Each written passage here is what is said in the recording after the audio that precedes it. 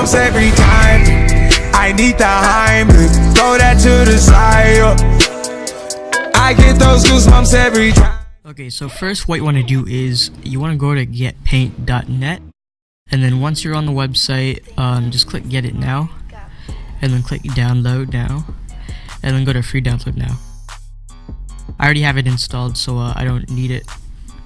And then after that, there's going to be a link to paint.net plugins that you need to install, and then there's also going to be a video on how to install paint.net plugins, so check the description for that.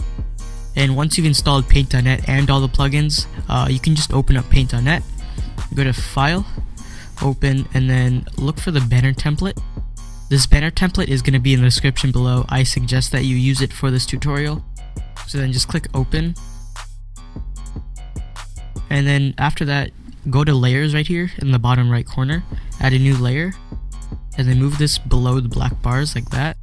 And then after that, look for an image you want to use.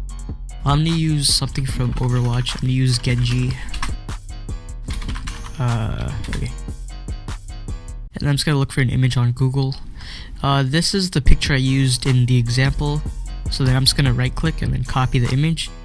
Go back into paint.net, and then make sure layer 2 is selected, and then press Ctrl V. And then just left click and then drag it. You can move it around. I'm gonna put it somewhere like right here, and then once you're done positioning it, just deselect it, and then go back to Chrome. It's pretty much the same thing, just look for another image at this time. I'm gonna use this image. I'm gonna right click, copy it, go back into paint.net, and then this time just add a new layer above layer 2 like that. Press Ctrl V, and then make sure just make sure this is above the image like that, slightly.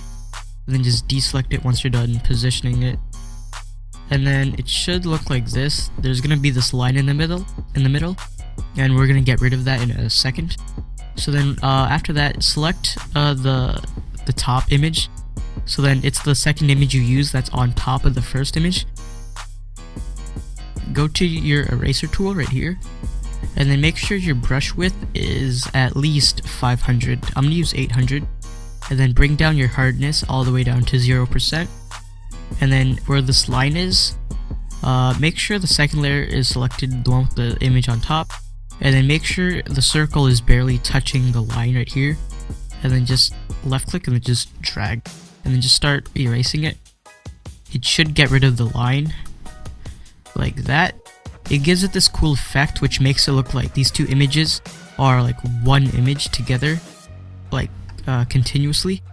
I don't know how to put it, but yeah, once you're done with the erasing, just merge the layer, and then it turns into one image like that.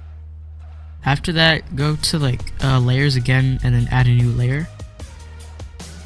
And then after that, go to your text tool, and then just left click anywhere on your screen, and then just type in your name.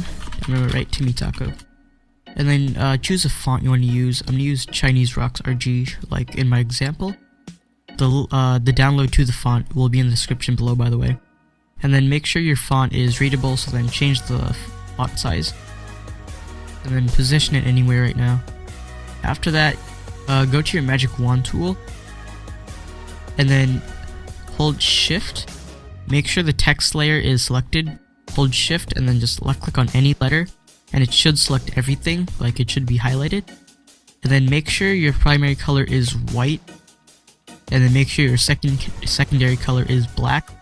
Go to your gradient tool, go to the top of your text, and then just left click and then drag down like that, and then deselect it once you're done with the gradient, and then it gives it this cool effect. After that, go to effects, object, and then go to effects, photo, and then low. And then I'm just gonna play with the settings a bit. I like to put it around -60, and then press OK. And then go to effects again. My paint on it is a bit slow. Go to effects, object, and then drop shadow. And then make sure your shadow color is black by just dragging it down. We're changing the RGB to 0, like everything. and then you can mess around with this. Just don't change the shadow opacity, offset Y, or offset X. You just mess around with the blur radius and widening radius. I'm just gonna do something like this.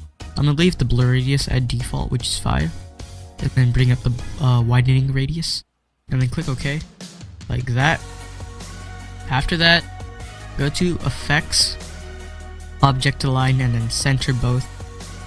All it does is it just centers it right in the middle, like that.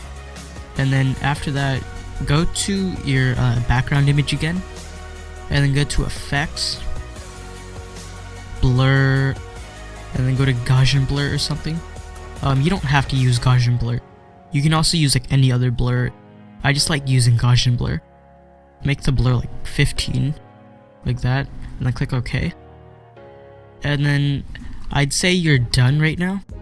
So then if you want to save it, just go to File, Save As, and then save it anywhere on your computer.